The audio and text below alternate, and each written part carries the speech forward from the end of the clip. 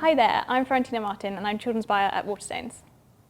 And I'm Jasbinder Bilan and I wrote Asha and the Spirit Bird, which won the Times Chicken House Prize in 2017. So, what was it like being part of the Times Chicken House Prize?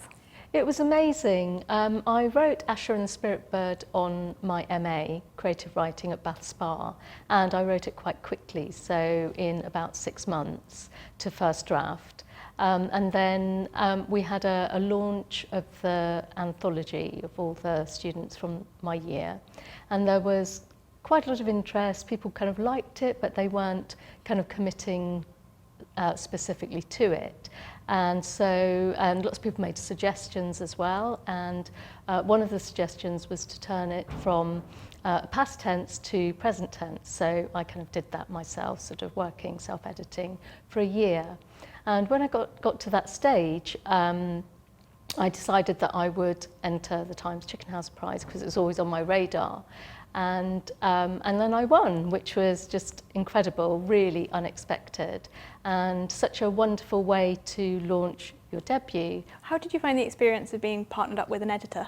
Having done the MA and worked on my novel with tutors and fellow writers on the course, I was kind of used to showing people my work and sort of kind of working collaboratively. Working with an editor is kind of a further step along the way. It sort of gave some really, really interesting ideas, and to kind of work collaboratively was, I think it kind of took it to the next level. Can I ask you what inspired you to write Asha and the Spirit Bird? I had a really close relationship with my grandmother, my Margie. One of the things that she said when she died was that she would stay around and that she would always kind of be with me. She believed in reincarnation, and we talked quite a lot about the kind of animals that spirits might come into. And so when I thought about writing my first novel, I had an image of a little girl in India playing in the dust with water with a huge mountain background behind her, and I just knew that was going to be my story. So it was kind of really a story from my heart about my grandmother. It is a beautiful book, and I think that place where you're writing from and that honesty connection with your grandmother, that really shines through the book, and the characters and the setting was just so beautiful that it really captured a lot of our hearts and our minds whilst we were reading it in the prize. It was brilliant. And do you have a second book? And if you do, what's it about? I do have a second book, so I'm currently editing book 2. It's called Tamarind and the Star of Ishtar, and it's another story set in the Himalaya, and it's another magical story. And it's about 11-year-old Tamarind who goes back to her family house in the Himalaya, and it's a grand old house, and it's the first time she's met her mother's family.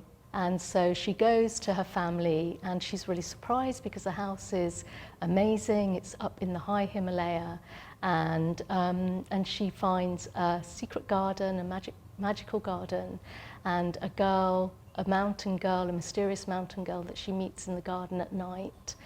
And there's a cousin of hers who doesn't seem to like her, and she's not really sure why. And at some point in the story, her cousin runs away in the middle of a monsoon storm, and it's up to Tamarind to save her from wild Himalayan wolves. And it's also up to Tamarind to repair the family rifts that have happened and uncover the secrets as she goes through the story, uncover the secrets around her mother's death. That sounds really magical, very exciting. If you had one piece of advice that you would give to anyone thinking about entering the Times Chicken House Prize, what would it be? I'd say take the story that means something very special to you, a story that sits in your heart, and write that story, because when you speak from the heart, when you write from the heart, you're going to write something really special to you, unique and magical. And when you write it, your reader's going to connect with you, and they're going to get something really almost like a gift from you. And I'd say write it and finish it.